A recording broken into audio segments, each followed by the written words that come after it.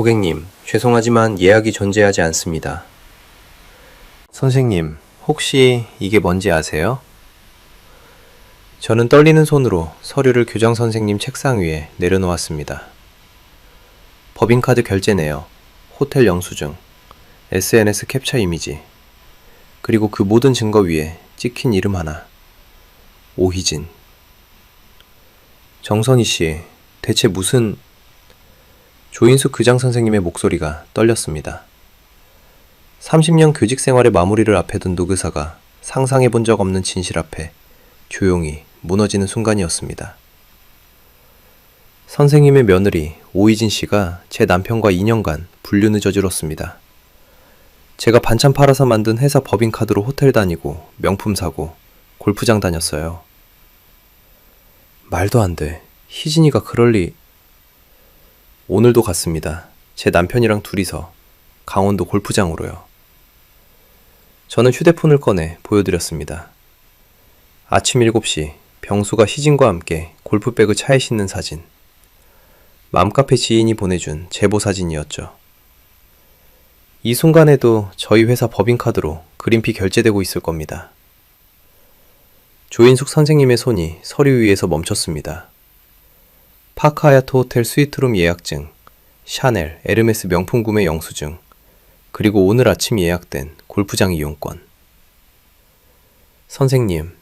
선생님은 평생 아이들에게 정직하라고 가르치셨죠. 근데 선생님의 며느리는 지금 다른 사람 돈으로 불륜을 즐기고 있습니다. 그날 그들은 몰랐습니다. 자신들이 골프 치는 동안 제가 무엇을 준비하고 있었는지, 그리고 그 교장실에서의 대화가 모든 판을 뒤집을 거라는 걸요. 여러분의 구독, 좋아요는 더 많은 사연을 만드는 힘이 됩니다. 안녕하세요. 저는 정선희입니다. 42살이고요. 지금은 반찬 가게를 운영하면서 수제 이유식 브랜드도 함께 하고 있습니다. 제가 오늘 들려드릴 이야기는 2024년 봄부터 시작된 일인데요. 지금 생각해도 참 기가 막히고 어이없지만 동시에 제 인생에서 가장 제대로 싸워본 시간이기도 했습니다. 2024년 4월, 그러니까 벚꽃이 한창 피던 그 봄날이었어요. 저는 새벽 4시에 일어나 작업실로 향했습니다. 10년째 지켜온 루틴이었죠. 맘카페에서 주문받은 이유식 120팩을 만들어야 했거든요. 당근, 단호박, 소고기를 손질하고 믹서에 갈고 소분해서 냉동하는 작업. 손은 차가운 물에 시렸지만 이 일이 싫었던 적은 한 번도 없었습니다. 제 손맛을 믿고 주문해주는 엄마들이 있었고 그 돈으로 저희 가족이 먹고 살았으니까요. 그날은 조금 특별했습니다. 오후 3시에 남편 병수가 차린 IT 스타트업 오픈 행사가 있었거든요. 회사 이름은 에이블테크. 3년 전부터 병수가 꿈꿔온 사업이었고 저는 그 꿈을 이루게 해주려고 제 반찬 가게 수익금과 친정에서 받은 유산 2억 3천만 원을 통째로 쏟아부었습니다. 병수는 그때 제 손을 꼭 잡으며 말했죠. 선희야, 이 회사 절반은 너 거야. 우리 같이 키우자. 저는 그 말을 믿었습니다. 오전 작업을 마치고 집으로 돌아와 샤워를 하고 옷을 골랐어요. 검은색 원피스에 베이지 재킷. 백화점에서 산 건 아니었지만 깔끔하고 단정했습니다. 거울을 보니 42년을 살아온 제 얼굴이 보였어요. 주름이 몇 개 생기긴 했지만 나쁘지 않았습니다. 저는 제 모습에 만족하며 행사장으로 향했습니다. 강남역 근처 공유 오피스 9층 에이블테크 사무실은 생각보다 넓고 깔끔했습니다. 입구에 회사 로고가 새겨진 유리문이 있었고 안쪽으로 들어서니 직원들과 투자자로 보이는 사람들이 삼삼오오 모여 있었어요. 병수는 정장을 차려입고 투자자들과 악수를 나누고 있었고 제가 들어서자 손을 들어 저를 불렀습니다. 아, 저기 제 아내 왔네요. 선희야, 이쪽으로 와봐. 저는 미소를 지으며 다가갔습니다. 병수 옆엔 50대로 보이는 남성 2명이 서 있었어요. 병수가 소개했습니다. 여기 저희 시드 투자자분들이세요. 김 대표님, 박 이사님. 안녕하세요. 백병수 대표 아내 정선희입니다. 제가 공손하게 인사하자 김 대표라는 분이 웃으며 말했습니다. 아, 부인께서도 사업하신다고 들었는데요? 네, 반찬 가게 운영하고 있고요. 수제 이유식도 만들어 판매하고 있습니다. 오, 요즘 수제 이유식 장사 잘 되죠? 좋으시겠네요. 대화는 자연스러웠습니다. 하지만 바로 그때 병수가 웃으며 끼어들었어요. 아, 뭐 집에서 애들 키우면서 소소하게 하는 거죠. 사업이라고 하기엔 좀 그렇고. 그 순간 제 미소가 살짝 굳었습니다. 하지만 저는 내색하지 않았어요. 투자자들은 그래도 대단하시네요.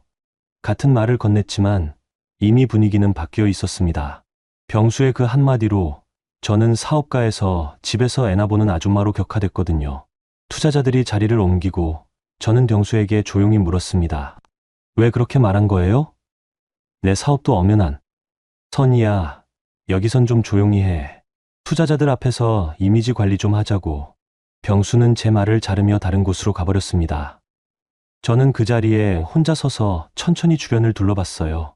사무실 한쪽 벽면엔 회사 연역이 걸려 있었습니다.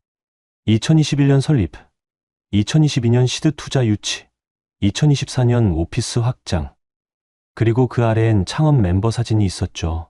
백병수 대표, 강도윤 CFO, 오이진 디자인 팀장. 제 이름은 어디에도 없었습니다. 제가 2억 넘게 투자한 회사인데 제 이름은 한 글자도 없었어요. 순간 가슴이 철렁 내려앉는 느낌이었습니다.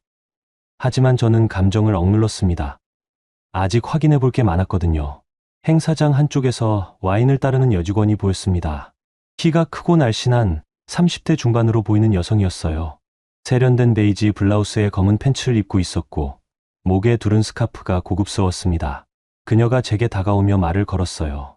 안녕하세요. 대표님 부인이시죠? 저는 디자인 팀장 오이진입니다.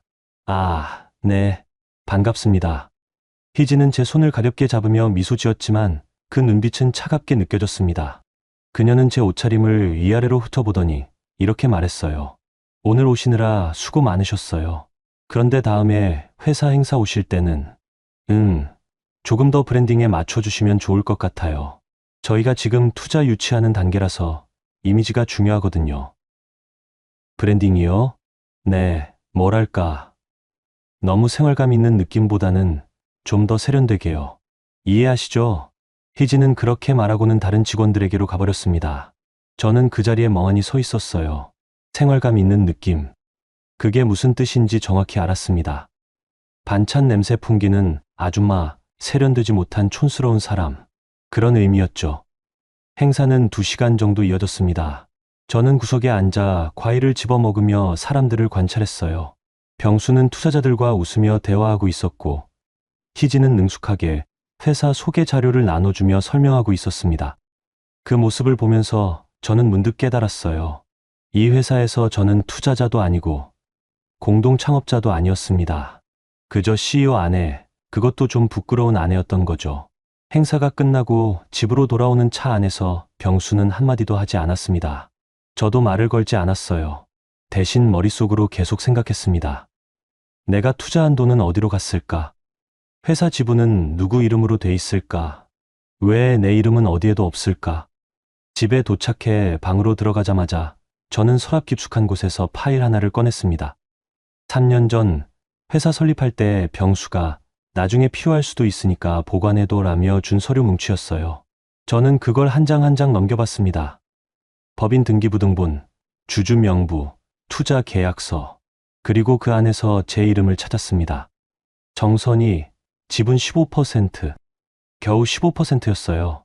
제가 투자한 돈이 전체 자본금의 80%가 넘는데 지분은 15%뿐이었습니다. 그날 밤 저는 노트를 한 권 꺼내 첫 페이지에 이렇게 적었습니다. 2024년 4월 18일 에이블테크 오픈 행사. 내 이름은 없었다. 그리고 그 아래에 작은 글씨로 덧붙였어요. 확인할 것 지분 구조, 자금 흐름, 법인카드 사용 내역. 저는 울지 않았습니다. 화를 내지도 않았어요.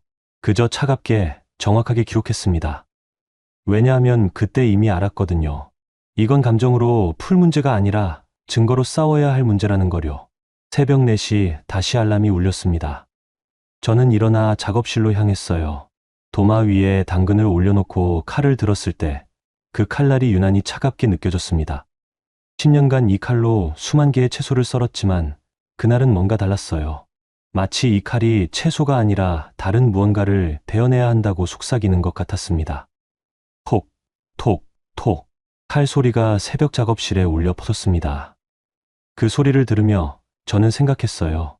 이제 시작이야. 정선이, 네가 무너지든 그들이 무너지든.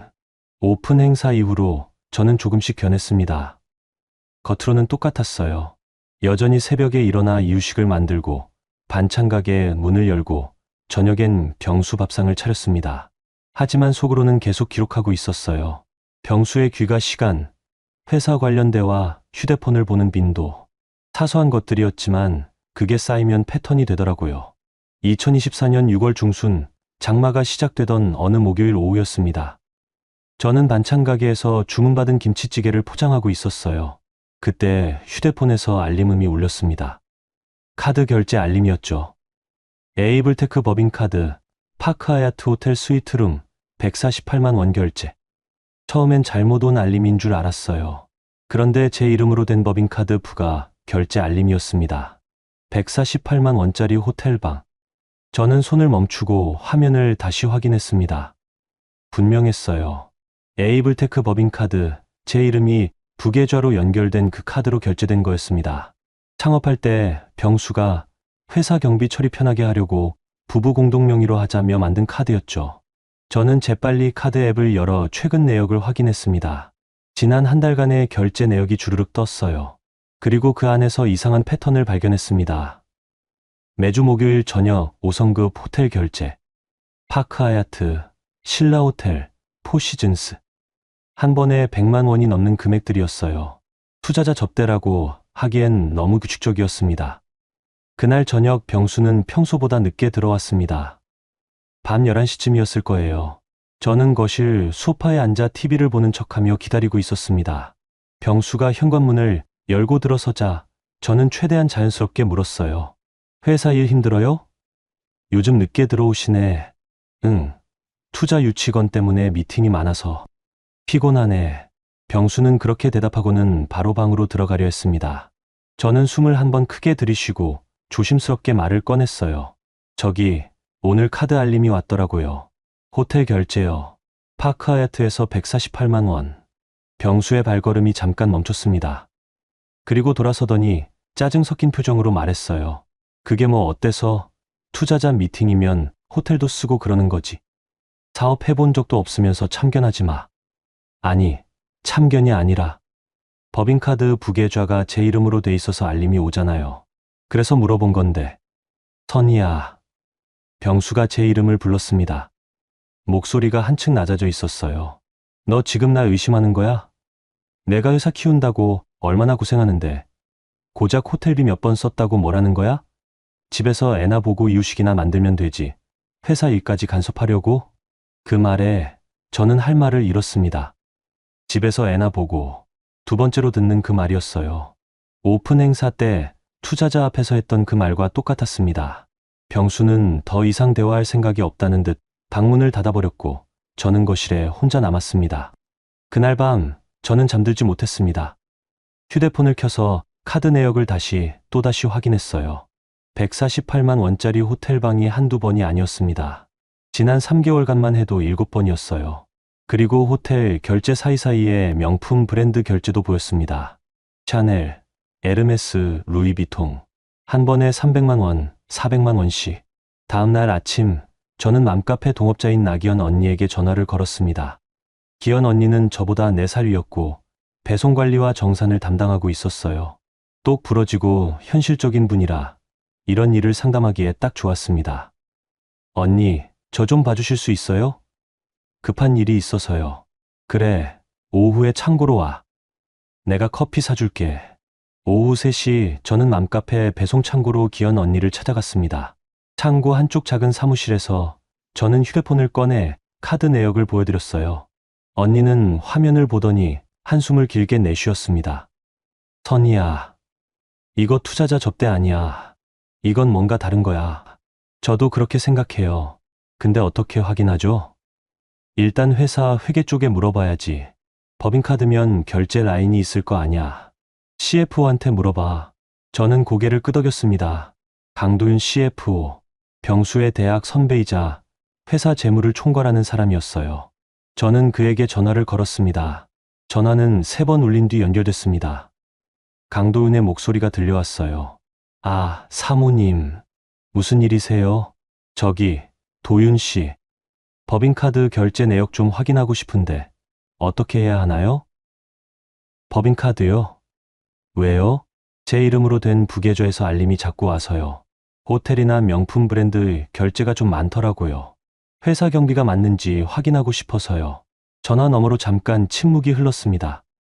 그리고 강도윤이 조심스럽게 말했어요. 사모님, 그건 대표님 결제 사항이라서 제가 함부로 공개할 수가 없어요. 회사 내부 정보라서요. 내부 정보요?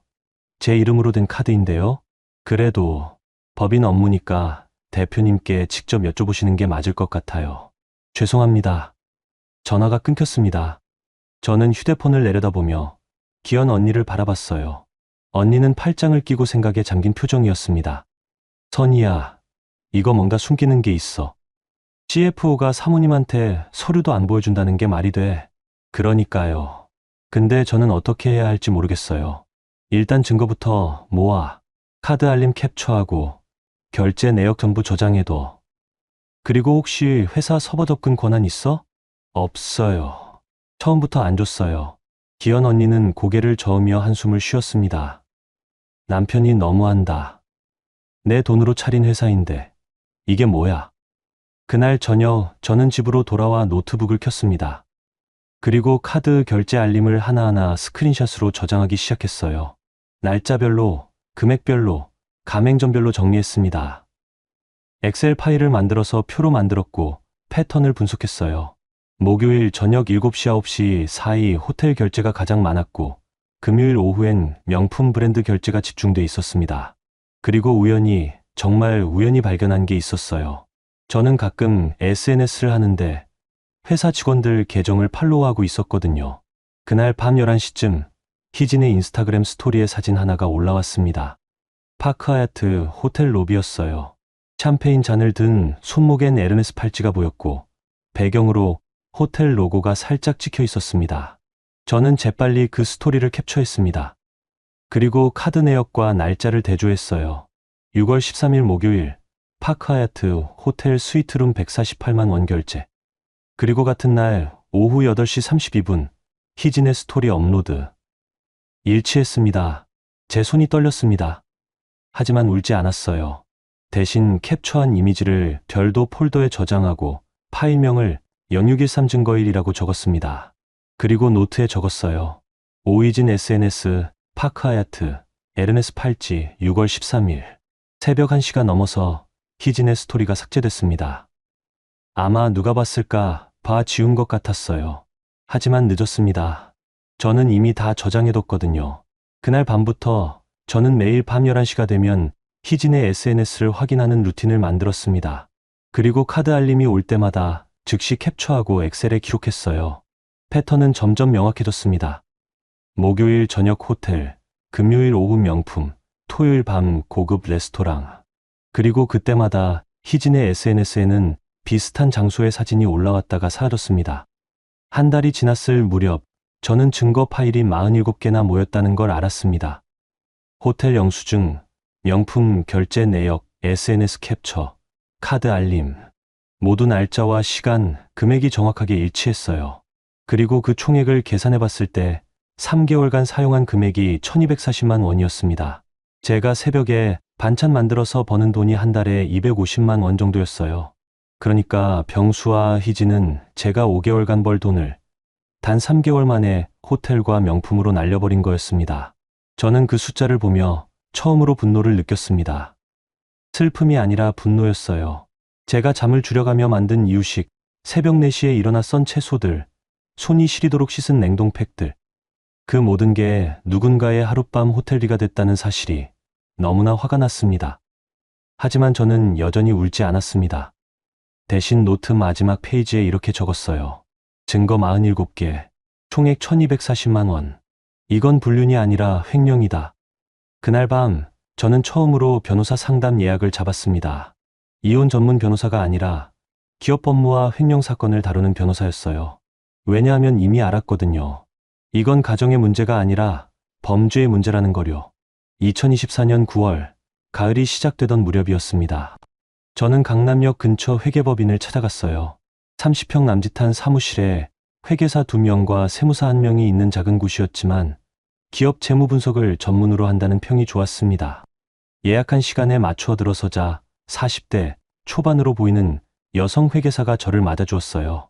정선희 씨 맞으시죠? 이쪽으로 앉으세요. 감사합니다. 저는 준비해온 서류 뭉치를 테이블 위에 올려놓았습니다. 회사 설립 당시 주주 명부, 법인 등기부등본, 제 통장 이체 내역, 친정유산 입금 증명서, 그리고 지난 3개월간 모은 법인카드 결제 내역. 회계사는 서류를 한 장 한 장 넘기며 꼼꼼하게 확인했어요. 선희 씨, 이 회사 설립 자금이 총 2억 8천만 원인데 그중 선희 씨가 투자한 금액이 2억 3천만 원 맞나요? 네, 맞습니다. 제 이유식 사업 수익금 8천만 원이랑 친정에서 받은 유산 1억 5천만 원을 합쳐서 넣었어요. 그럼 지분이 82% 정도 돼야 정상인데 실제 지분은 15%로 등록돼 있네요. 이건 명백한 불공정 거래입니다. 회계사의 말에 저는 고개를 끄덕였습니다. 이미 예상했던 답이었어요. 회계사는 계속 서류를 넘기며 말을 이었습니다. 그리고 이 법인카드 내역인데요. 호텔이랑 명품 구매가 반복적으로 나오는데 이게 전부 업무용인가요? 아니요. 제가 확인한 바로는 개인적인 용도예요. 남편이랑 회사 직원이 함께 쓴 것 같습니다. 그럼 이건 업무상 배임이 될 수 있어요. 법인 자금을 사적으로 유용한 거니까요. 회계사는 노트북을 켜서 엑셀 프로그램을 열었습니다. 그리고 제가 가져온 카드 내역을 하나씩 입력하기 시작했어요. 호텔 결제, 명품 구매, 고급 레스토랑, 리무진 서비스. 숫자가 계속 쌓여갔습니다. 지난 6개월간 총 사용 금액이 3,840만 원이네요. 이 중에서 업무와 관련 없는 게 얼마나 되죠? 거의 전부요. 투자자 미팅이라고 하기엔 너무 규칙적이고 같은 호텔만 반복적으로 쓰거든요. 회계사는 한숨을 쉬며 고개를 저었습니다. 선희 씨, 이거 심각합니다.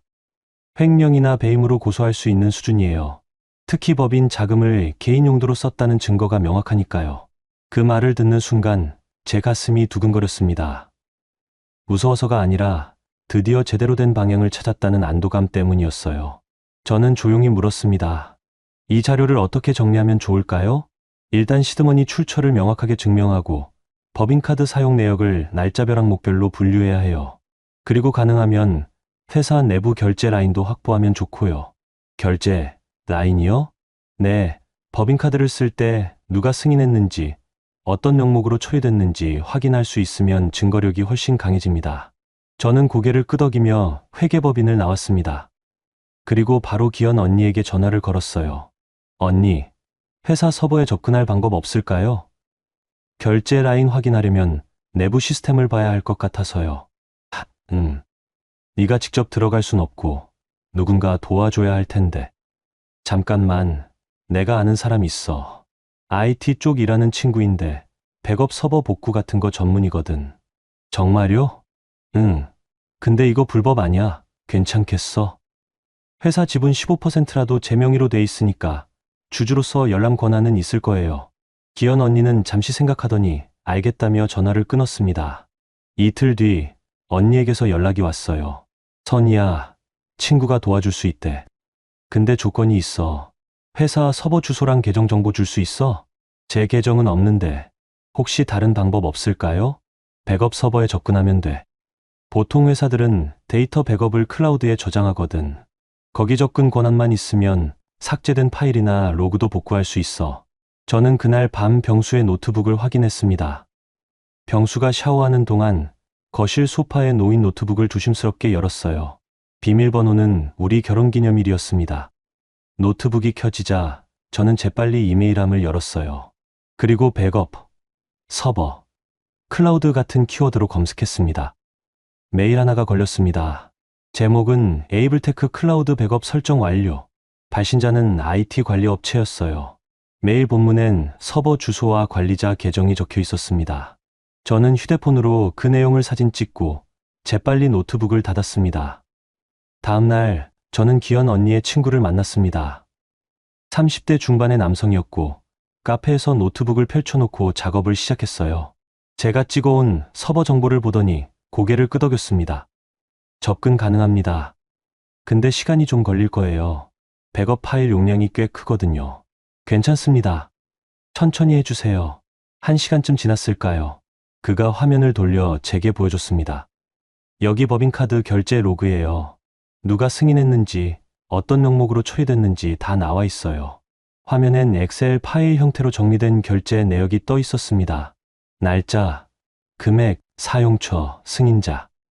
그리고 사용 목적란에는 이렇게 적혀 있었어요. 투자자 접대, 해외 출장, 마케팅 비용. 하지만 실제 사용처는 파크하야트, 샤넬, 에르메스였습니다. 이거 출력해 주실 수 있나요? 네, 근데 하나 더 있어요. 그가 다른 파일을 열었습니다. 사내 메신저 로그였어요. 회사 메신저 백업 파일인데 삭제된 대화도 복구됐어요. 혹시 필요하실까 해서요. 저는 화면을 자세히 들여다봤습니다. 그리고 병수와 희진의 대화 내역을 발견했어요. 날짜는 7월 25일이었습니다. 백병수 오늘 저녁 7시 파크하야트 오케이. 오희진 내 대표님 이번엔 좀 더 비싼 걸로 주문해 주세요. 백병수 알았어. 카드 내가 끊을게.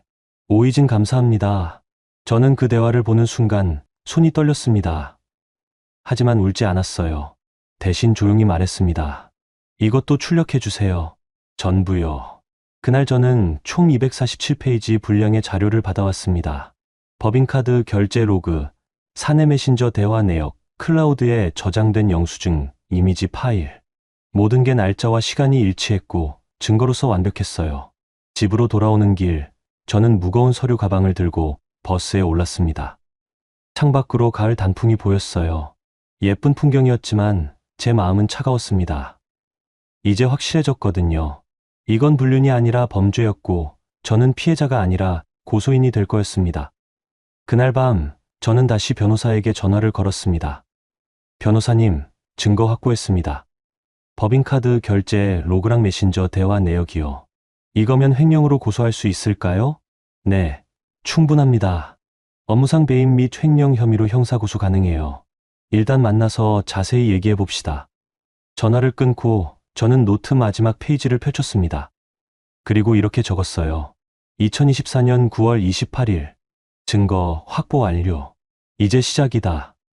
그런데 바로 그 순간 휴대폰에 강도윤 CFO에게서 전화가 걸려왔습니다.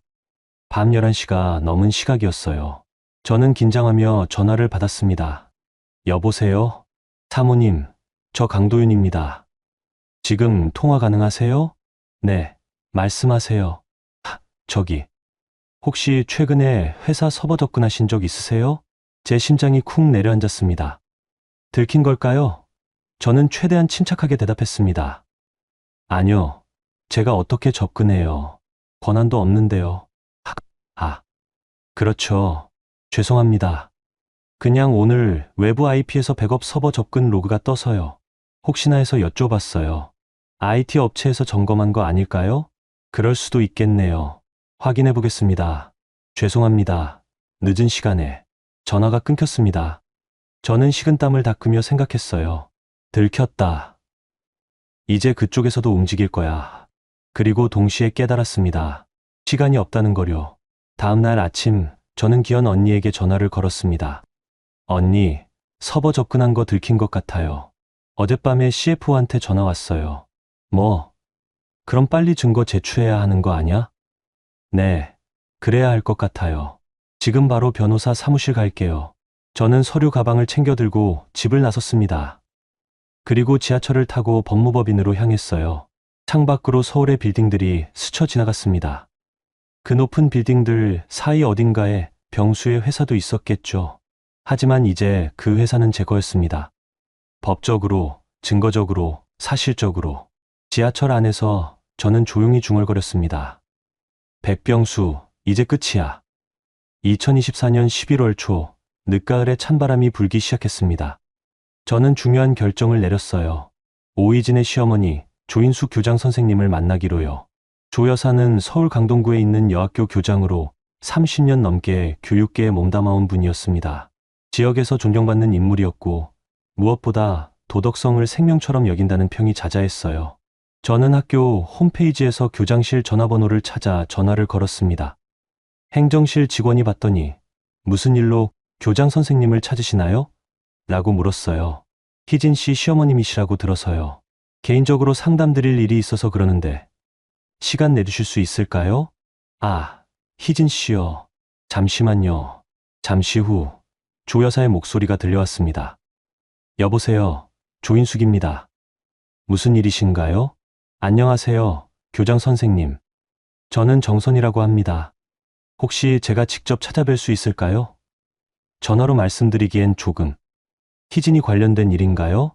네, 맞습니다. 전화 너머로 한숨 소리가 들렸습니다. 그리고 조 여사가 말했어요. 내일 오후 4시에 교장실로 오세요. 수업이 끝나는 시간입니다. 감사합니다, 선생님. 다음날 오후 저는 학교를 찾아갔습니다. 오래된 붉은 벽돌 건물이 인상적인 곳이었어요. 교문을 지나 본관 2층 교장실로 올라갔습니다. 문을 두드리자 들어오세요라는 목소리가 들렸어요. 교장실은 생각보다 소박했습니다. 책장 가득 교육 관련 서적이 꽂혀 있었고 벽엔 학생들이 그린 그림이 액자에 담겨 걸려 있었어요. 조 여사는 60대 초반으로 보였고 단정한 회색 경장을 입고 있었습니다. 짧게 자른 머리와 금태 안경이 지적인 인상을 주었어요. 앉으세요, 정선희 씨. 감사합니다. 저는 책상 앞 의자에 앉았습니다. 조 여사는 팔짱을 끼고 저를 바라봤어요. 표정은 차가웠습니다. 희진이 무슨 문제를 일으킨 건가요? 저는 가방에서 서류 봉투를 꺼냈습니다. 그 안엔 법인카드 결제 내역, 호텔 영수증, SNS 캡처 이미지, 그리고 사내 메신저 대화 로그가 들어 있었어요. 조 여사에게 봉투를 건네며 말했습니다. 이걸 먼저 보시면 좋겠습니다. 조 여사는 봉투를 받아 서류를 꺼냈습니다. 첫 장은 법인카드 결제 내역이었어요. 파크하얏트 호텔 148만 원, 샤넬 청담점 320만 원, 에르메스 본점 450만 원. 조 여사의 눈빛이 조금씩 변하기 시작했습니다. 이게 무슨 내용인가요? 제 남편과 희진 씨가 회사 법인카드로 호텔을 예약하고 명품을 구매한 내역입니다. 2년간 총 3,840만 원을 썼어요. 조 여사는 말없이 다음 장을 넘겼습니다. 호텔 영수증이었어요. 그리고 그 다음엔 희진의 SNS 캡처 이미지, 파크하얏트 로비에서 찍은 샴페인 사진, 에르메스 팔찌를 찬 손목, 고급 레스토랑 테이블. 조 여사의 손이 미세하게 떨렸습니다. 이건 희진이 올린 사진인가요? 네. 인스타그램 스토리에 올렸다가 삭제한 거예요. 제가 캡처해뒀습니다. 조 여사는 계속 서류를 넘겼습니다. 그리고 마지막 장, 사내 메신저 대화 로그에 도달했어요. 병수와 희진의 대화. 이번엔 좀 더 비싼 걸로 주문해주세요. 알았어. 카드 내가 끊을게. 조 여사는 서류를 내려놓고 안경을 벗었습니다. 그리고 두 손으로 얼굴을 감쌌어요. 긴 침묵이 흘렀습니다. 저는 아무 말 하지 않고 기다렸어요. 한참 후 조 여사가 입을 열었습니다. 정선희 씨, 혹시 이걸로 저한테 뭘 바라시는 건가요? 가정사를 학교로 가져오신 이유가 뭔가요? 선생님, 이건 가정사가 아닙니다. 범죄예요. 범죄라뇨? 제가 투자한 돈으로 만든 회사의 공금을 사적으로 유용한 겁니다. 업무상 횡령이에요. 그리고 희진 씨는 그 사실을 알면서도 함께 썼고요. 조 여사는 고개를 저었습니다. 저는 믿고 싶지 않습니다. 희진이가 그럴 리 없어요. 선생님, 증거가 여기 다 있잖아요. 증거라는 게 조작될 수도 있는 거 아닙니까? 당신이 이혼하려고 만든 거 아니에요? 그 말에 저는 잠시 숨을 멈췄습니다. 조 여사가 희진을 믿고 싶어 한다는 걸 알았어요. 당연했습니다. 며느리니까요. 하지만 저는 포기할 수 없었습니다. 선생님, 제가 30년간 교직에 계시면서 학생들에게 가르친 게 뭔가요? 정직과 도덕입니다. 맞습니다. 그런데 선생님의 며느리가 그 정직과 도덕을 무너뜨리고 있어요. 남의 돈으로 명품 사고, 호텔 다니면서 학교에선 선생님이라는 이름으로 아이들을 가르치고 있습니다. 이게 맞나요? 조 여사는 대답하지 못했습니다. 저는 가방에서 마지막 자료를 꺼냈어요. 희진이 최근에 남편에게 보낸 메시지였습니다. 기현 언니 친구가 복구해준 카카오톡 백업 파일이었어요. 이거 한 번만 더 봐주세요. 메시지 내용은 이랬습니다. 오이진 남편 오빠, 이번 달 생활비 좀 더 줄 수 있어? 시어머니한테는 비밀로 해줘. 나 요즘 회사에서 부수입 좀 있어서 괜찮아. 남편 오이진 부수입. 무슨 일 하는데?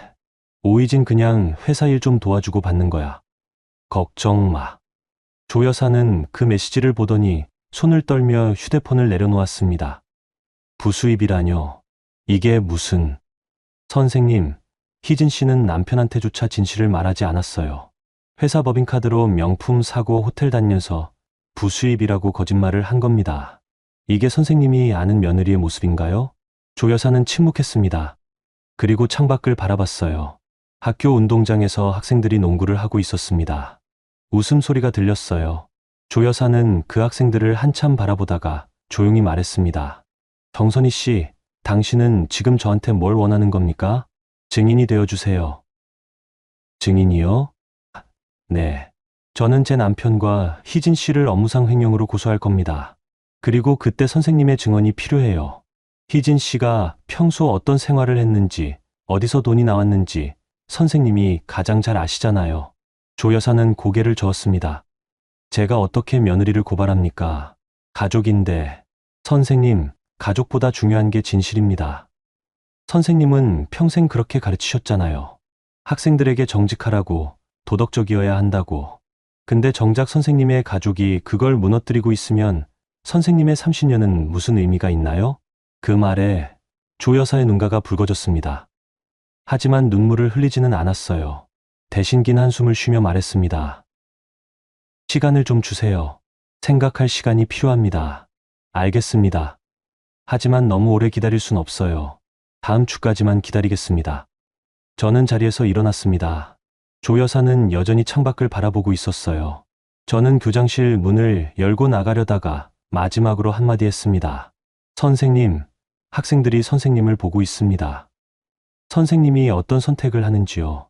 그리고 문을 닫았습니다. 집으로 돌아오는 길, 저는 불안했습니다. 조 여사가 거절하면 어쩌지? 가족을 선택하면? 하지만 동시에 희망도 있었어요. 조 여사의 떨리는 손, 붉어진 눈과 창밖을 바라보던 그 표정. 그 안엔 분명 갈등이 있었거든요.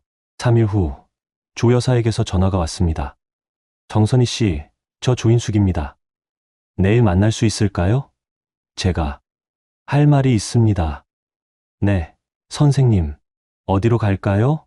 학교 근처 조용한 카페로 오세요. 위치 문자로 보내드리겠습니다. 다음 날, 저는 약속 장소로 갔습니다. 작은 카페였는데 손님이 거의 없었어요. 조 여사는 구석 자리에 앉아 있었습니다. 제가 다가가자 그녀는 천천히 고개를 들었어요. 얼굴이 많이 피곤해 보였습니다. 앉으세요. 네, 선생님. 조 여사는 커피를 한 모금 마시고 조용히 말했습니다. 정선희 씨, 저는 3일 밤을 한숨도 못 잤습니다. 계속 생각했어요. 뭐가 맞는지, 뭘 해야 하는지. 그리고 결론을 내렸습니다. 당신이 맞습니다. 제 가슴이 쿵 내려앉았습니다. 조 여사가 계속 말을 이었어요. 저는 30년간 학생들에게 정직하라고 가르쳤습니다. 거짓말하지 말고 옳은 일을 하라고. 근데 제 며느리가 그 모든 걸 무너뜨리고 있더군요. 그리고 저는 그걸 모른 척하려 했습니다. 가족이니까. 조 여사의 목소리가 떨렸습니다. 하지만 그건 비겁한 겁니다. 제가 학생들 앞에 설 자격이 없는 거예요. 그래서 결정했습니다. 당신을 돕겠습니다. 정말이신가요? 네, 제가 증인이 되겠습니다. 그리고 희진을 가문에서 내보내겠습니다. 그 말에 저는 처음으로 울컥했습니다. 눈물이 나올 것 같았지만 참았어요. 대신 조 여사의 손을 꼭 잡았습니다. 감사합니다, 선생님. 정말 감사합니다. 조 여사는 제 손을 잡으며 단호하게 말했습니다. 정선희 씨, 이제부터 우리는 함께 싸웁니다. 이건 개인 불륜이 아닙니다. 도덕의 파괴예요. 그리고 저는 그걸 바로잡겠습니다. 그날 저는 가장 강력한 동맹을 얻었습니다. 교장 조인수. 그녀는 이제 적의 가족이 아니라 제 편이었습니다.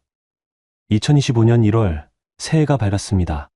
하지만 저에게 새해는 새로운 시작이 아니라 마지막 전투의 시작이었어요. 조 여사와 첫 만남 이후 저희는 일주일에 2번씩 만나 계획을 세웠습니다. 카페에서 때로는 학교 근처 조용한 식당에서 마주 앉아 작전을 짰죠. 선희 씨, 증거만으로는 부족합니다. 현장을 잡아야 해요. 조 여사의 말에 저는 고개를 끄덕였습니다. 현장이라뇨? 희진이와 당신 남편이 함께 있는 순간을 직접 확인해야 합니다. 법인카드 내역과 메시지만으로는 업무상 미팅이었다고 변명할 수 있거든요. 하지만 호텔방에서 둘이 있는 걸 직접 보면 변명의 여지가 없죠. 저는 잠시 생각했습니다. 현장을 잡는다는 건 위험했어요. 감정이 폭발할 수 있고 실수할 수도 있었습니다. 하지만 조 여사 말이 맞았습니다. 확실한 마무리가 필요했어요. 어떻게 하면 좋을까요? 제가 방법을 생각해뒀습니다. 조 여사는 가방에서 서류 한 장을 꺼냈어요. 학교 공문이었습니다. 다음 달 15일에 서울교육청 주최 교장 세미나가 있습니다. 장소는 여의도 콜레드 호텔이에요. 1박 2일 일정이고요. 그게 어떻게 도움이 되나요? 희진이 회사가 그 근처 아닌가요? 강남이죠? 네, 맞습니다. 그럼 희진이와 당신 남편도 비슷한 시기에 그 호텔을 예약하도록 유도하는 겁니다. 회사 워크숍이라는 명목으로요. 저는 조 여사의 의도를 이해했습니다. 같은 호텔, 같은 시간. 우연을 가장한 필연이었어요. 근데 어떻게 유도하죠? 회사 내부 사람 중에 당신 편이 있나요? 없습니다. 다들 병수 편이에요. 그럼 외부에서 유도해야겠네요. 희진이가 자주 가는 호텔이 어딘가요? 저는 카드 내역을 떠올렸습니다. 파크 하얏트요. 거기 제일 많이 가요. 좋아요. 그럼 파크 하얏트를 예약할 수 없게 만들면 됩니다. 그 시기에 만실이 되도록요. 그럼 자연스럽게 다른 호텔을 찾을 거고 콜레드 호텔이 가장 가까우니 거기로 가겠죠. 조 여사의 치밀함에 저는 감탄했습니다. 교육자였지만 전략가이기도 했어요. 제가 파크 하얏트 만실을 만들 수 있을까요? 맘카페 동업자분 있다고 하셨죠? 그분 네트워크 활용하세요. 단체 예약을 여러 개 넣으면 됩니다. 그리고 나중에 취소하면 되고요. 저는 기현 언니에게 전화를 걸었습니다. 사정을 설명하자 언니는 한숨을 쉬며 말했어요. 선이야, 너 정말 대단하다. 이제 작전까지 짜네.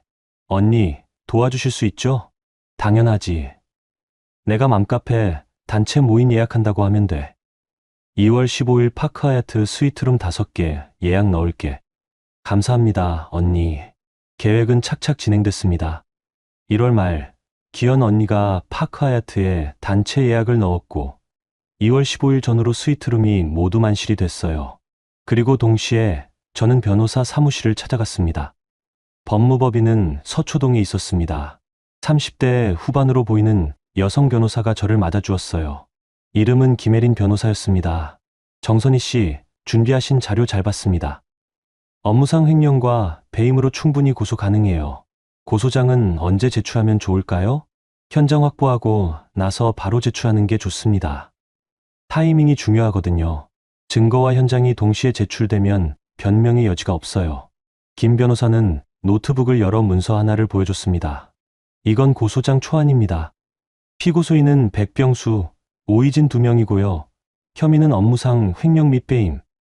증거 목록은 여기 첨부돼 있습니다. 저는 화면을 자세히 들여다봤어요. 법인카드 결제 내역, 사내 메신저 로그, SNS 캡처, 호텔 영수증. 모든 게 날짜와 시간 순으로 정리돼 있었습니다. 그리고 이건 별도로 준비한 건데요. 김 변호사가 다른 문서를 꺼냈습니다. 회사 지분 반환 요구서입니다. 선희 씨가 투자한 금액 기준으로 지분을 82%로 재조정하고 대표이사직도 선희 씨로 변경하라는 내용이에요. 이것도 함께 제출하나요? 네. 형사 고소와 민사 소송을 동시에 진행하는 겁니다. 그래야 상대방이 도망칠 구멍이 없어요. 저는 고개를 끄덕이며 서류를 받았습니다. 무거웠어요. 물리적으로도 무거웠지만 의미적으로도 무거웠습니다. 이 서류가 제출되는 순간 제 결혼 생활은 끝나는 거였으니까요. 하지만 저는 망설이지 않았습니다. 변호사님, 2월 16일에 제출하겠습니다. 알겠습니다. 준비해두겠습니다. 법무법인을 나와 집으로 돌아오는 길, 저는 조 여사에게 문자를 보냈어요. 정선희 선생님, 준비 다 됐습니다. 2월 15일에 뵙겠습니다. 조인숙 알겠습니다. 저도 준비하겠습니다. 2월로 접어들었습니다. 날씨는 여전히 추웠지만 저는 뜨거웠어요. 가슴속에서 무언가가 끓어오르고 있었습니다. 분노도 아니고 슬픔도 아니었어요. 그냥 확신이었습니다. 이제 곧 끝날 거라는 확신. 2월 10일 회사에서 공지가 하나 올라왔습니다. 병수가 전 직원에게 보낸 이메일이었어요. 제목은 2월 워크숍 안내였습니다. 에이블테크 임직원 여러분께 2월 1516일 양일간 여의도에서 회사 워크숍을 진행합니다. 숙소는 콜레드 호텔이며 참석 필수입니다. 자세한 일정은 추후 공지하겠습니다. 대표 백병수, 제가 예상한 대로였습니다. 파크 하얏트가 만실이 되자 병수는 콜레드 호텔을 선택했어요. 저는 즉시 조 여사에게 전화를 걸었습니다. 선생님, 같은 호텔 맞습니다. 콜레드 호텔이요. 좋습니다. 그럼 15일 저녁 8시에 로비에서 만나죠. 네, 선생님. 하지만 바로 그날 저녁 예상치 못한 전화가 걸려왔습니다. 강도윤 CFO였어요.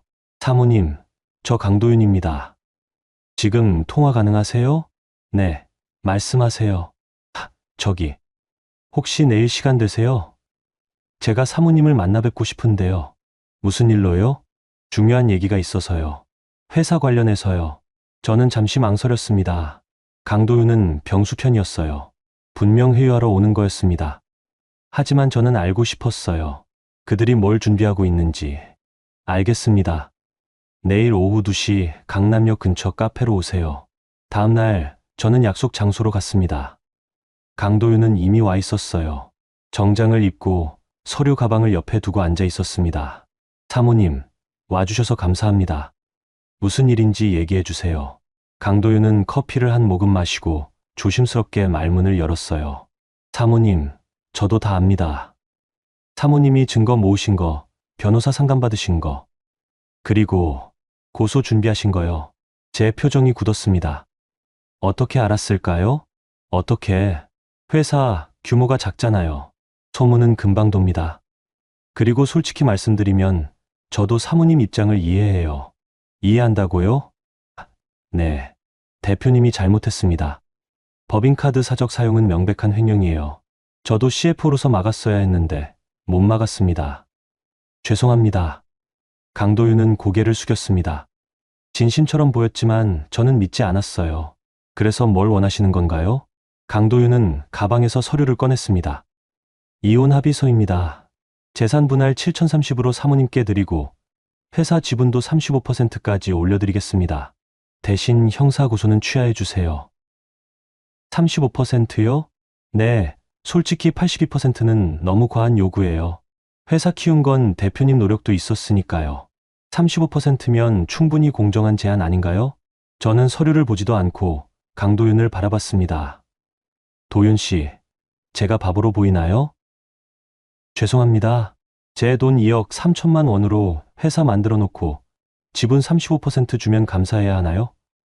그리고 법인카드로 3,840만 원 횡령한 건 그냥 덮고요. 강도윤의 얼굴이 굳었습니다. 사모님, 감정적으로 접근하시면 안 됩니다. 현실적으로 생각하세요.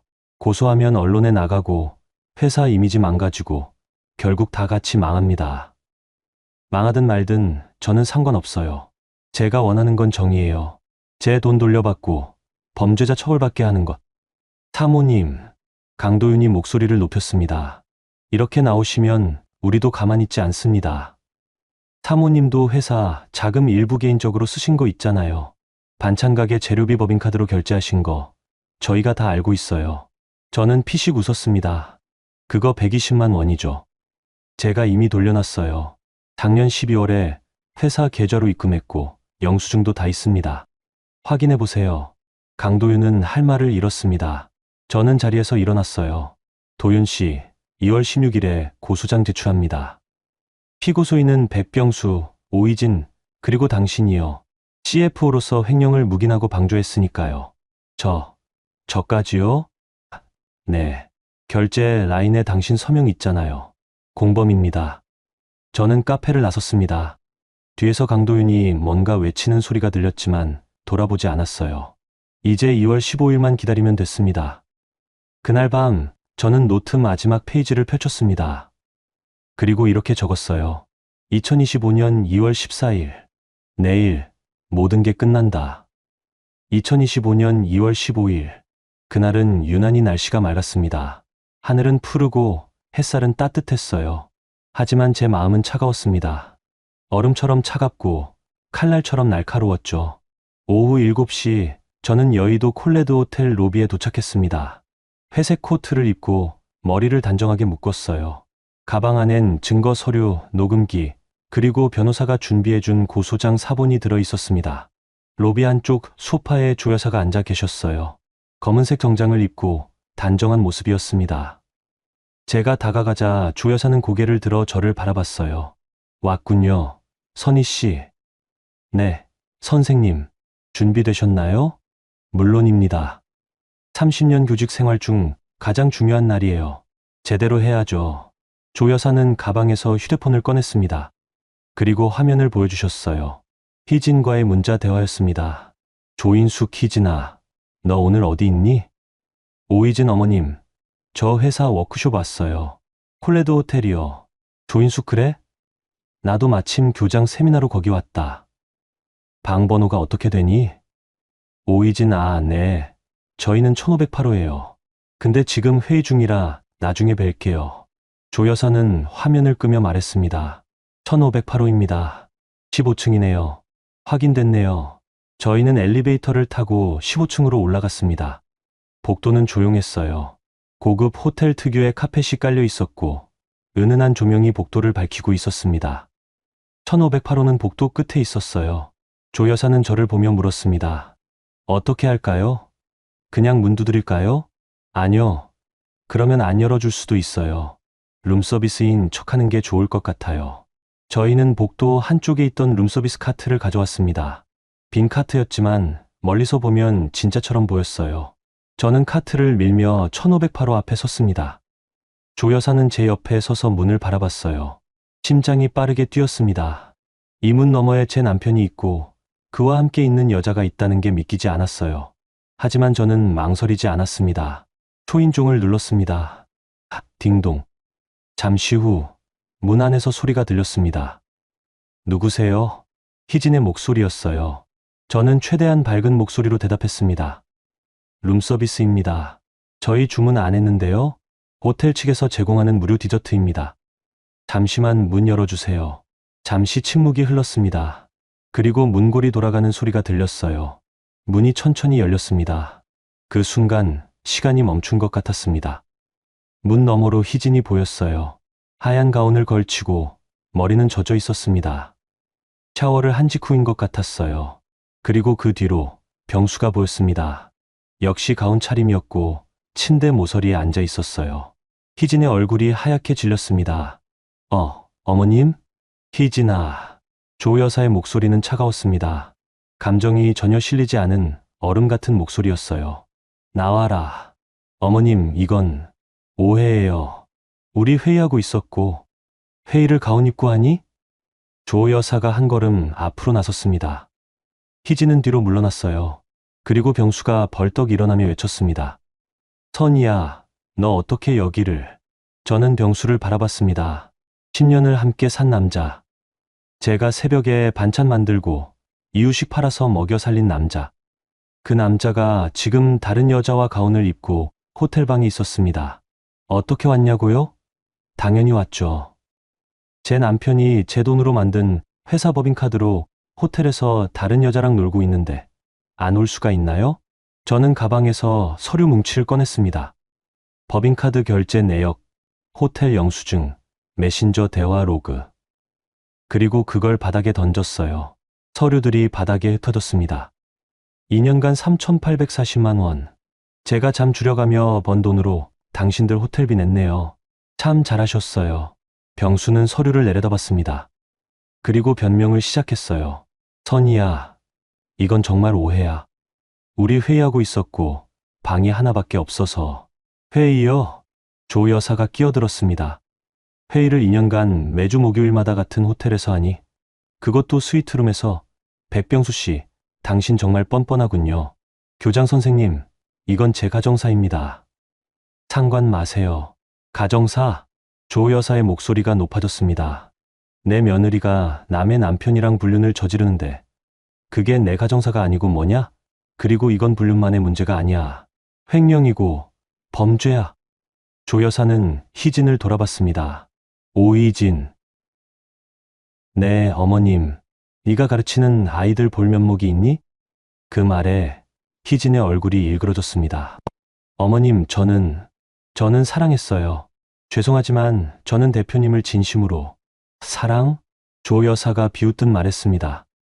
사랑을 법인카드로 사니, 사랑을 명품으로 계산하니, 네가 받은 샤넬백, 에르메스 팔찌, 루이비통 가방, 전부 다른 사람 돈이야. 남의 아내가 새벽에 반찬 만들어서 번 돈으로 너는 명품을 샀어. 희진은 대답하지 못했습니다. 대신 병수가 다시 변명을 시작했어요. 그건 제가 회사 돈을 좀 썼지만 나중에 다 갚으려고 했어요. 일시적으로요? 저는 다시 가방에서 서류를 꺼냈습니다. 2년간 147건. 일시적인 게 147번이나 반복되나요? 그리고 이거 보세요. 당신이 희진 씨한테 보낸 메시지. 다음엔 더 비싼 걸로. 이게 일시적인 실수예요? 저는 서류를 병수 얼굴에 던졌습니다. 병수는 서류를 피하지 못하고 맞았어요. 선이야, 진정해. 우리 이야기 좀 해보자고. 이야기요? 좋아요. 그럼 이것부터 설명해 주시죠. 제가 2억 3천만 원 투자한 회사인데 왜 제 지분은 15%밖에 안 되죠? 예, 제 이름은 어디에도 없죠? 그건 투자자들한테 보여주기 위해서. 거짓말. 제 목소리가 높아졌습니다. 당신은 처음부터 계획했어요. 제 돈으로 회사 차려놓고 제 이름은 지워버리고 그 회사 돈으로 다른 여자랑 놀 생각이었죠. 병수는 할 말을 잃었습니다. 그리고 그 순간 희진이 갑자기 병수에게 소리쳤어요. 대표님, 법인카드 결제한 건 당신이잖아요. 저는 그냥 받은 것뿐이에요. 뭐? 병수가 희진을 돌아봤습니다. 너 지금 뭐라는 거야? 사실이잖아요. 제가 명품 사달라고 한 적 없어요. 당신이 먼저 사준 거잖아요. 이 여자가 지금. 병수와 희진이 서로 소리를 지르기 시작했습니다. 같은 편이었던 두 사람이 이제는 서로를 물어뜯고 있었어요. 저는 그 모습을 조용히 바라봤습니다. 조 여사가 저에게 속삭였어요. 선희 씨, 이제 됐어요. CCTV에 다 찍혔을 겁니다. 나가죠. 저는 고개를 끄덕이고 복도로 나왔습니다. 문을 닫기 전에 마지막으로 병수를 바라봤어요. 백병수, 2월 16일에 고소장 제출됩니다. 업무상 횡령 및 배임. 감옥 갈 준비하세요. 그리고 문을 닫았습니다. 복도는 조용했습니다. 천장에 달린 CCTV가 저희를 찍고 있었어요. 저는 CCTV를 올려다보며 조용히 미소 지었습니다. 모든 게 녹화됐습니다. 가운 입은 병수, 샤워한 희진, 그들의 변명, 서로 물어뜯는 모습. 증거로서 완벽했어요. 엘리베이터를 타고 내려오면서 조 여사가 제 손을 잡았습니다. 선희 씨, 수고 많으셨어요. 선생님도요. 정말 감사합니다. 이제 끝이 아니에요. 시작입니다. 내일부터 진짜 싸움이 시작될 겁니다. 알고 있어요. 준비됐습니다. 호텔 로비로 내려와 저는 김혜린 변호사에게 전화를 걸었습니다. 변호사님, 현장 확보 완료했습니다. 내일 오전에 고소장 제출하죠. 알겠습니다. 준비해두겠습니다. 전화를 끊고 저는 밖으로 나왔습니다. 2월의 찬바람이 얼굴을 스쳤어요. 차가웠지만 상쾌했습니다. 10년 만에 처음으로 제대로 숨을 쉬는 것 같았어요. 그날 밤 저는 노트 마지막 페이지를 펼쳤습니다. 그리고 이렇게 적었어요. 2025년 2월 15일. 가운 입은 그들을 봤다. 이제 법정에서 보자. 2025년 2월 16일 오전 10시. 저는 서초동 경찰서에 고소장을 제출했습니다. 김혜린 변호사가 동행했고 조 여사도 함께 가주셨어요. 고소장 접수 번호를 받는 순간 제 손이 떨렸습니다. 이제 돌이킬 수 없다는 걸 알았거든요.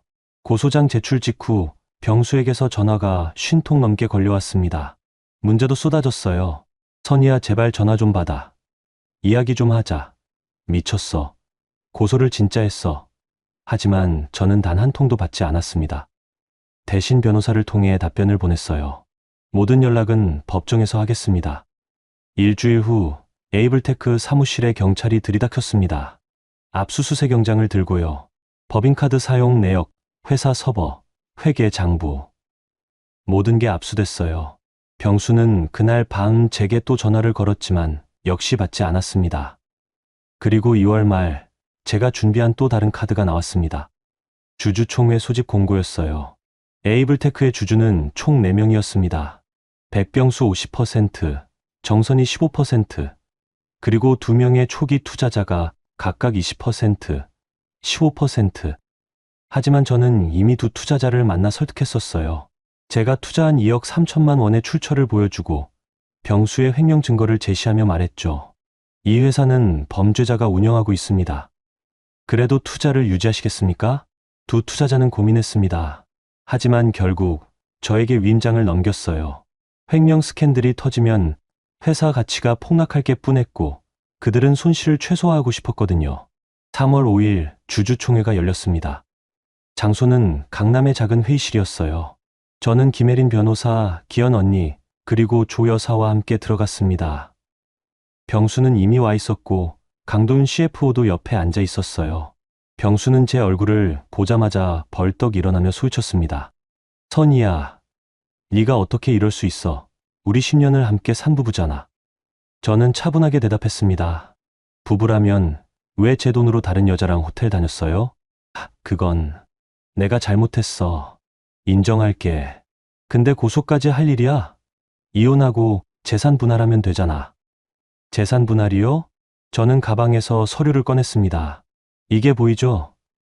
제가 2021년에 회사에 입금한 2억 3천만 원. 그리고 회사 총자본 2억 8천만 원. 제 기여도가 82%예요. 근데 지분은 15%. 이게 재산 분할로 해결될 문제예요? 병수는 할 말을 잃었습니다. 김혜린 변호사가 나섰어요. 백병수 대표님, 오늘 주주총회 안건은 두 가지입니다. 첫째, 대표이사 해임. 둘째, 지분 재조정. 투표로 결정하겠습니다. 투표. 내가 50% 지분 가지고 있는데 무슨 투표를 해? 투표 결과를 보시죠. 김 변호사는 봉투 2개를 꺼냈습니다. 투자자 2명의 위임장이었어요. 김영호 투자자분, 박준혁 투자자분. 두 분 모두 정선희 씨에게 의결권을 위임하셨습니다. 따라서 정선희 씨의 의결권은 15%, 20%, 15%, 50%입니다. 병수의 얼굴이 하얗게 질렸습니다. 이게 무슨, 투자자들이 왜 선희한테? 왜긴요. 횡령 리스크 때문이죠. 저는 조용히 말했습니다. 당신이 법인카드로 3,840만 원을 사적으로 썼다는 게 알려지면 회사 신용도가 떨어져요. 투자자들은 그게 두려운 거예요.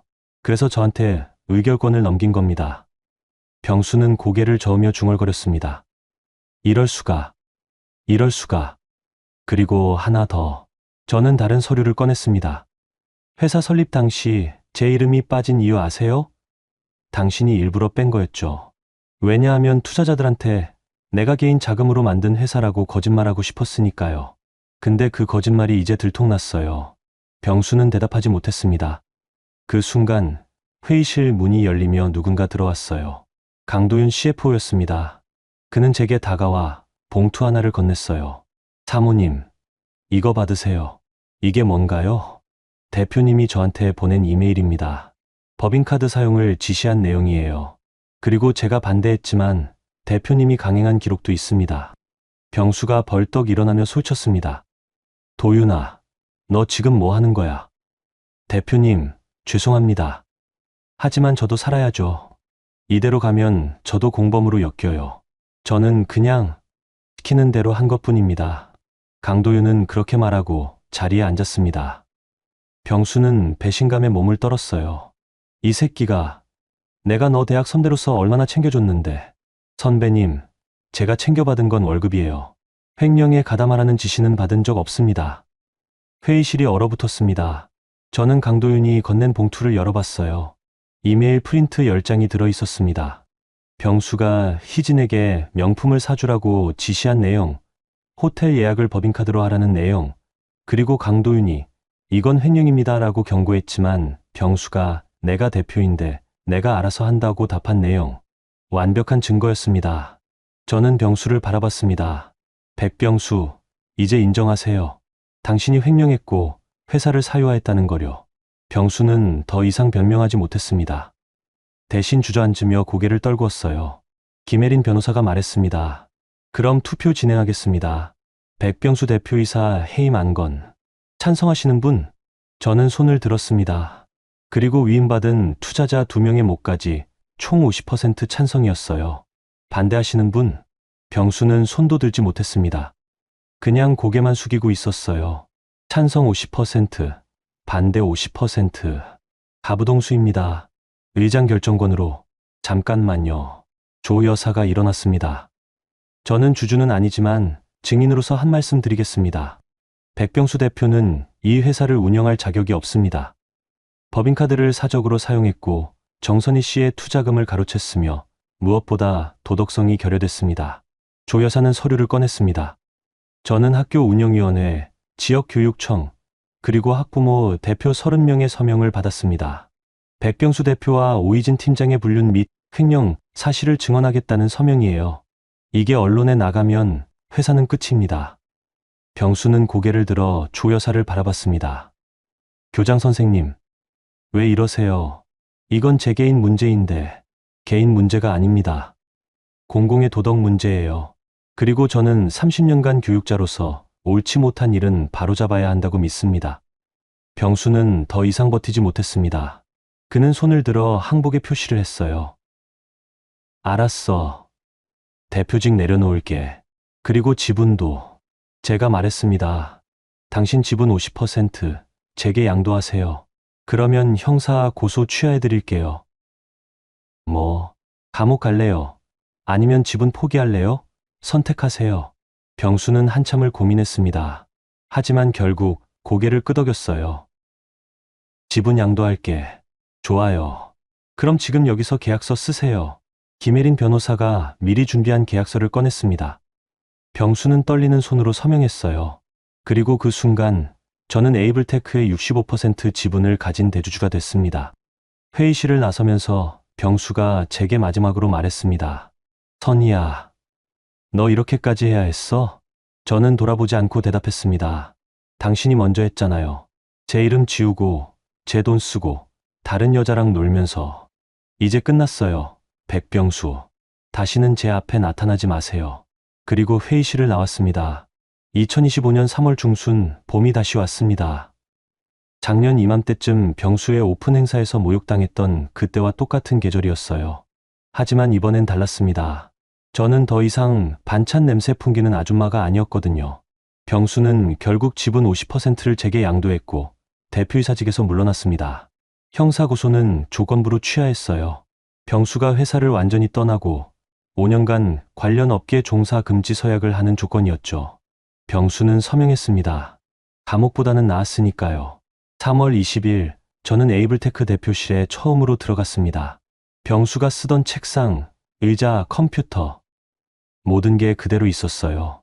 책상 위엔 병수의 명함꽂이가 놓여 있었습니다. 백병수, 대표이사. 저는 그 명함을 하나 집어들었어요. 찍고 싶었습니다. 하지만 그러지 않았어요. 대신 서랍을 여러 회수함에 조용히 넣었습니다. 품위를 지키는 게 더 큰 복수라는 걸 알았거든요. 직원들을 회의실에 모았습니다. 총 12명이었어요. 모두 불안한 표정이었습니다. 회사가 망하는 건 아닐까, 자기들도 잘리는 건 아닐까 걱정하는 눈빛이었죠. 저는 앞에 서서 말했습니다. 안녕하세요. 새로 대표이사가 된 정선희입니다. 많이 놀라셨죠? 직원들은 대답하지 못했습니다. 저는 계속 말을 이었어요. 저는 여러분을 자르지 않을 겁니다. 회사도 망하지 않을 거고요.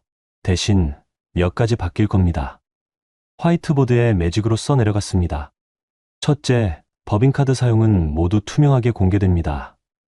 둘째, 회계감사를 분기마다 진행합니다. 셋째, 윤리 규정을 새로 만듭니다. 회사 돈은 회사 일에만 씁니다. 직원들이 고개를 끄덕였습니다. 그리고 한 직원이 손을 들었어요. 개발팀 막내였습니다. 대표님, 그럼 오이진 팀장은 어떻게 되나요? 오늘부로 해고됐습니다. 횡령 방조 및 업무 태만으로요. 알겠습니다. 회의를 마치고 저는 대표실로 돌아왔습니다. 창밖으로 강남의 빌딩들이 보였어요. 병수가 매일 이 풍경을 봤겠죠. 성공한 CEO라고 착각하면서요. 하지만 이제 이 자리는 제 거였습니다. 그날 오후 조 여사에게서 전화가 왔습니다. 선희 씨, 희진을 가문에서 제명했어요. 정말이세요? 네. 오늘 아침에 가족회의를 했습니다. 시아버지, 남편, 저, 그리고 희진 본인도 참석했어요. 만장일치로 제명 결정했습니다. 조 여사의 목소리는 차분했지만 슬픔이 묻어났어요. 희진은 아무 말도 하지 못했어요. 그냥 고개만 숙이고 있었죠. 제가 30년간 며느리로 받아들였던 사람인데 결국 이렇게 끝나네요. 선생님, 괜찮으세요? 괜찮아요. 슬프지만 옳은 일을 했다고 생각해요. 그리고 선희 씨, 제가 다음 달에 은퇴합니다. 네? 갑자기요? 네. 원래 올해 말까지 할 예정이었는데 앞당기기로 했어요. 이 일로 학교에 누를 끼치고 싶지 않아서요. 선생님, 괜찮아요. 저는 30년간 떳떳하게 살았고 마지막까지 도덕성을 지켰어요. 그걸로 충분합니다. 전화를 끊고 저는 잠시 생각에 잠겼습니다. 조 여사는 며느리를 잃었고 일찍 은퇴하게 됐어요. 하지만 후회하지 않았습니다. 옳은 일을 했으니까요. 저도 마찬가지였습니다. 10년간의 결혼 생활이 끝났고 남편을 잃었어요. 하지만 후회하지 않았습니다. 제 권리를 찾았으니까요. 4월부터 저는 본격적으로 회사 개혁에 나섰습니다. 첫 번째 프로젝트는 제 이유식 브랜드와 에이블테크의 결합이었어요. 에이블테크의 IT 기술을 활용해 이유식 구독 서비스를 만드는 거였죠. 선희 대표님, 이유식 구독 서비스요? 시장성이 있을까요? 개발팀장이 물었습니다. 저는 자신 있게 대답했어요. 있어요. 제가 10년간 맘카페에서 이유식 팔면서 배운 게 있거든요. 엄마들은 편리함을 원해요. 매주 정해진 시간에 신선한 이유식이 배달되고 아이 원령에 맞춰 메뉴가 자동으로 바뀌는 서비스. 이거 만들 수 있죠? 가능합니다. 앱 개발하고 정기 배송 시스템 구축하면 돼요. 좋아요. 그럼 바로 시작하죠. 5월, 저는 HACCP 인증을 받은 공장을 계약했습니다. 기존에 제가 쓰던 작업실은 너무 작았거든요. 이제는 하루 1000팩 이상 생산할 수 있는 시설이 필요했어요. 6월, 이유식 구독 서비스 맘스키친이 정식 런칭됐습니다. 첫 달 가입자는 230명이었어요. 생각보다 적었지만 저는 실망하지 않았습니다. 입소문이 나려면 시간이 필요하니까요. 7월, 가입자가 600명으로 늘었습니다. 8월엔 1200명, 9월엔 2500명. 입소문이 퍼지기 시작했어요. 정선희 대표가 직접 만든 레시피, HACCP 인증받은 안전한 이유식, 매주 다른 메뉴로 배달. 엄마들 사이에서 화제가 됐습니다. 10월, 저는 에이블테크 전 직원과 함께 공장 견학을 갔습니다. 직원들은 처음으로 제가 어떤 일을 해왔는지 봤어요. 새벽 4시에 일어나 재료를 손질하고 믹서로 갈고 소분하는 과정. 그걸 보고 한 직원이 말했습니다. 대표님, 정말 대단하세요. 이걸 10년간 하셨다니. 대단한 게 아니에요. 그냥 제 일이었으니까요. 11월, 회사 매출이 안정화됐습니다. 이유식 구독 서비스가 월 3억 원의 매출을 올렸고 기존 IT 사업도 꾸준히 성장했어요. 투자자들도 안심했습니다. 정선희 대표가 더 잘하네라는 평이 돌았어요. 12월, 연말 결산을 마쳤습니다. 올해 순이익은 4억 2천만 원이었어요. 작년보다 30% 증가한 수치였습니다. 저는 직원들에게 보너스를 두둑하게 줬어요. 그리고 송년회에서 말했습니다. 올해 고생 많으셨습니다.